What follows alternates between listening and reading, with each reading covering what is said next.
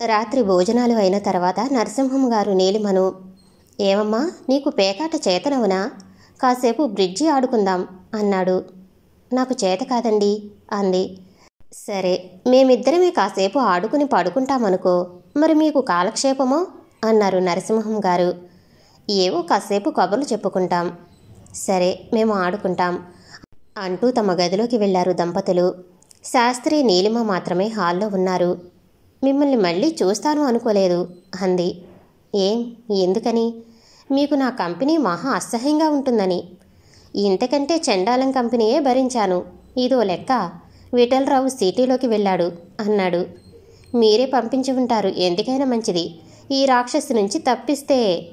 అందుకేం కాదు, ఆ పిచ్చాడు నీ దెబ్బకి తట్టుకోలేకపోయినాడు. నీ ఉచ్చులో ఇరుక్కున్నాడు. లాయర్ దగ్గరకు వెళ్ళాడు ఆస్తిపాస్తుల వివరాలు తెలుసుకోవటానికి. బహుశా పెళ్లి ఏర్పాట్లలో కూడా ఉండొచ్చు అన్నాడు శాస్త్రి. నేను ఆయన్ని ఎందుకు చేసుకుంటాను? నేనెప్పుడూ అలా చెప్పలేదే అంది. చెప్పకపోవచ్చు, కానీ అతడు ఆశ పెట్టుకోవడంలో తప్పులేదుగా. నాకు స్వేచ్ఛ కావాలి. అతని డబ్బు కంటే ఎక్కువది కాదుగా.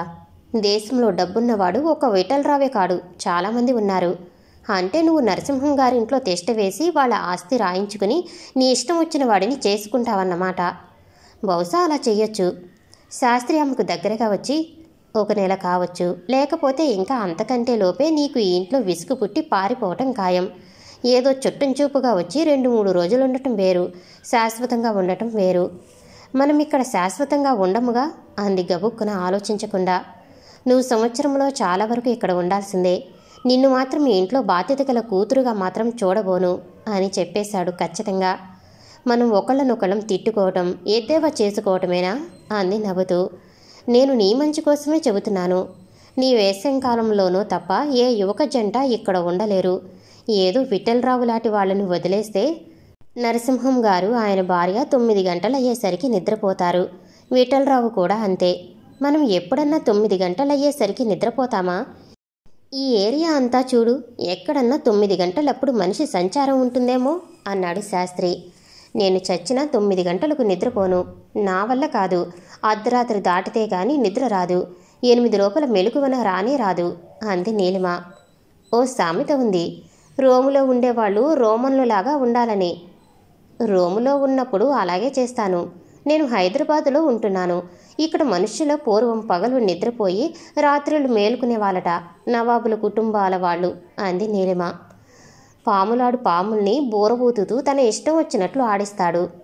ఆదిలక్ష్మమ్మ గారికి నేనంటే చాలా ఇష్టం. నేను ఎలా చేసినా ఆవిడ ఏమి అనదు అంది నీలిమ. నువ్వంటే నాకు ఇష్టమే.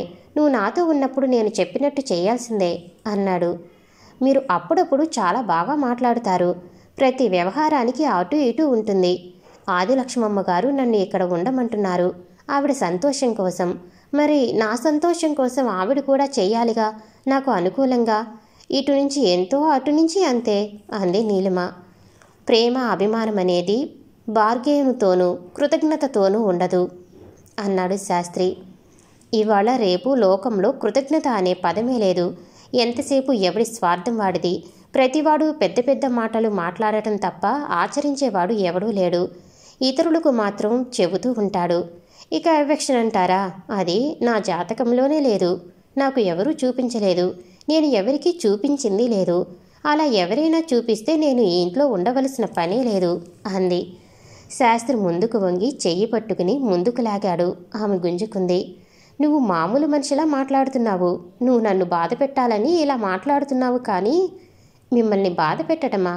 దానికి అర్హత ఉండాలి. నేను మిమ్మల్ని ఎందుకు బాధ పెట్టాలి? నేను విఠలరావు గారిని పెళ్లి చేసుకుంటే నేను ఆయన స్నేహితురాల్ని గౌరవించాలి.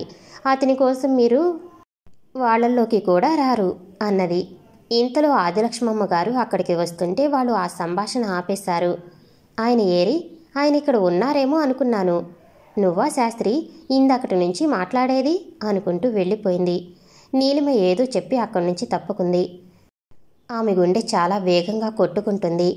జీవితంలో మొట్టమొదటిసారిగా నీలిమకు ఎందుకో తనంటే చిరాకు పుట్టింది. తను ఎందుకు శాస్త్రిని అంత అగౌరవంగా చూస్తుంది? తనను అతడు ప్రేమించాడు కనుకనా, లేక తనకు ఇష్టం లేకపోయినా అతడు ప్రేమించడం వలన అని ప్రశ్నించుకోవటం మొదలుపెట్టింది తనకు తాను. మళ్ళీ శాస్త్రి ఉన్న చోటకే వచ్చింది. శాస్త్రి, నేను రేపు పొద్దున్న వెళ్ళిపోతున్నాను అని చెప్పి లేచి బయలుదేరబోతున్నాడు విఠలరావు ఇంటికి. రేపేనా? ఇంకా ఉంటారు, ఏదో కాస్త సంగీతం వినిపిస్తారనుకున్నానే అంది. ఇంకోసారి ఎప్పుడైనా అన్నాడు నవ్వుతూ. మీరు విఠలరావు గారు కలవరనుకుంటాను అంది. రేపు పొద్దున్న వాళ్ళింటికి వెళ్ళి అతన్ని కలుసుకున్న తర్వాతనే మా ఇంటికి వెడతారు. మీరు ఎల్లుండి దాకా ఉంటే నేను కూడా వస్తాను, కలిసి వెళ్ళొచ్చు కదా అంది. నాకు చాలా అవసరమైన పనులున్నాయి, వెళ్ళాలి తప్పకుండా అన్నాడు. ఇంతలో నరసింహం గారు అక్కడికి వచ్చి, శాస్త్రి, ఇదిగో నువ్వు అడిగిన ఉత్తరం. ఆ గానసభ ప్రెసిడెంటును కలుసుకో, నీకు ఉపయోగం పడవచ్చు అన్నాడు ఉత్తరం చేతికిస్తూ. నరసింహం గారు మళ్ళీ వెళ్ళిపోయిన తర్వాత శాస్త్రి బయలుదేరుతూ, వెళ్ళొస్తాను, సెలవు అన్నాడు. సెలవు అంది తిరిగి. నీలిమ శాస్త్రి హాలు దాటగానే అప్రయత్నంగా శాస్త్రి అంది. శాస్త్రి వెనక్కి తిరిగి ఆమె వంక చూశాడు. చాలా అన్యాయం, ఒక్కరోజు ఆగమంటే ఆగకపోవటం అంది. శాస్త్రి ఆగిపోయినాడు. ఆమె నిలబడి అతని వంక చూస్తూనే ఉంది. శాస్త్రి కాస్త యువతలకు వచ్చి ఉంటే ఆమె అతని చేతుల్లో వాలిపోయి ఉండేది. ఆమె కోరుకుంది అదే. ఆమె మనస్సు శరీరం అదే కోరుకుంటుంది. కానీ శాస్త్రి అలాగే నిలబడి ఉన్నాడు. అటు ముందుకు ఒక్క అడుగు వేయటం కానీ వెనక్కు నీలిమ దగ్గరకు రావటం కానీ చెయ్యలేదు.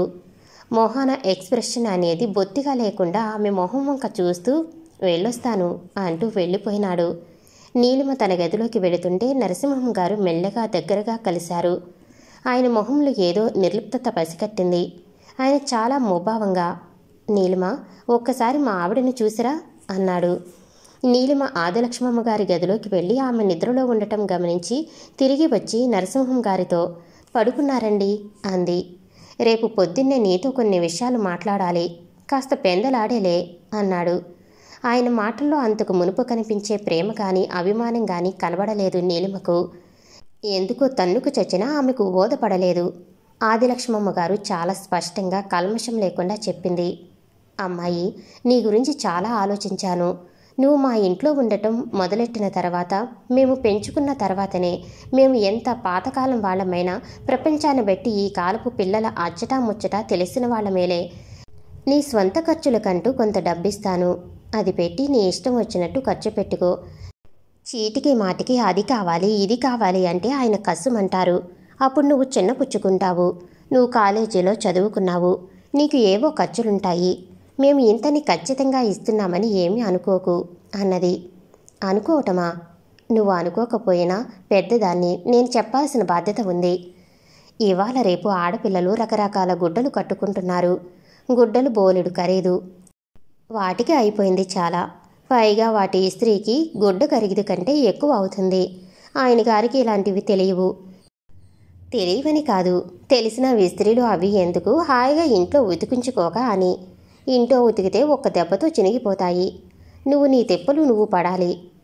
అందుకు నేనేదో ఏర్పాటు చేస్తాగా, మేము నీకు ఏ లోపం చెయ్యం అంది. ఆదిలక్ష్మమ్మ అభిమానానికి సిగ్గుపడిపోయింది నీలిమ. నన్ను మీరు భరించలేరేమో, నేను కాస్త మోటుగా ప్రవర్తిస్తానేమోనని నా భయం. నేను చిన్నప్పటి నుంచి అలాగే తయారయ్యాను. నాకు అమ్మా నాన్న పెంపకం లేదు, ఏదో గాలికి పెరిగాను. అందుచేత నా పద్ధతులు మీకు నచ్చవేమోనని కూడా నాకు భయంగా ఉంది.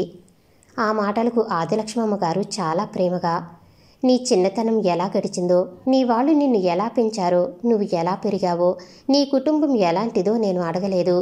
నువ్వు మా ఇంట్లోకి వచ్చిన తర్వాత మా అమ్మాయివే. నువ్వంటే మాకు ఇష్టం. మాకు వీలైనంత వరకు నిన్ను కష్టపెట్టాం.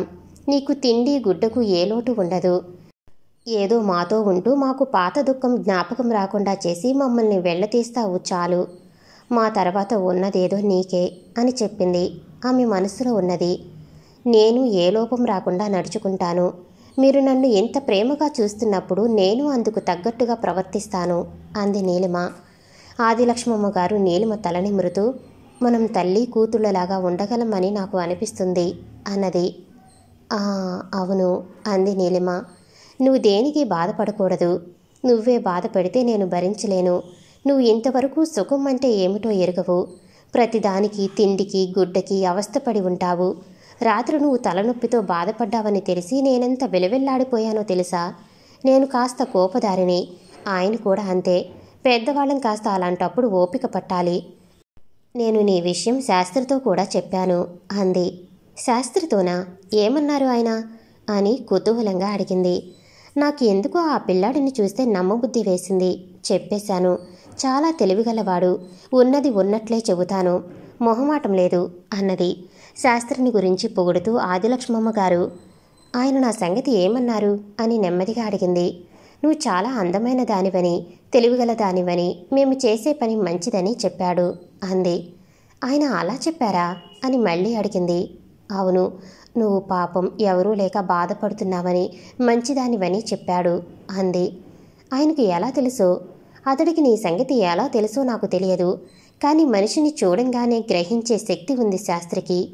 ఆ కళ్ళు వాటితోనే గ్రహించేస్తాడు. ఇద్దరూ ఏమీ మాట్లాడలేదు. కాసేపు ఒకరినొకరు చూస్తూ ఊరుకున్నారు.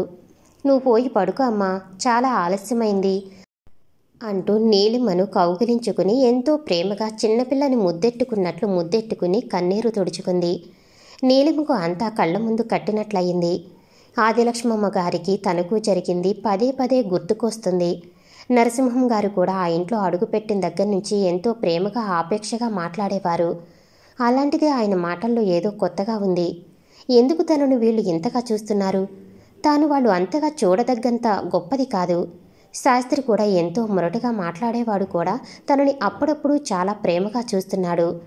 తను కూడా అందరినీ అలాగే చూడాలి అనుకుంది మనసులో. శాస్త్రి మీద మళ్ళింది మనసు. ఒక్కసారి పోయి అతనిని చూసి వస్తే అప్పుడు కలుసుకుంటే అతనికి బోలెడు విషయాలు చెప్పొచ్చు. రేపు వెళ్ళిపోతాడు, కుదరదు అనుకున్నది. ఎల్లుండి విఠలరావు వచ్చి నిన్ను పెళ్లి చేసుకుంటాను అంటే ఏం చెప్పాలి అనే ఆలోచనలో పడ్డది.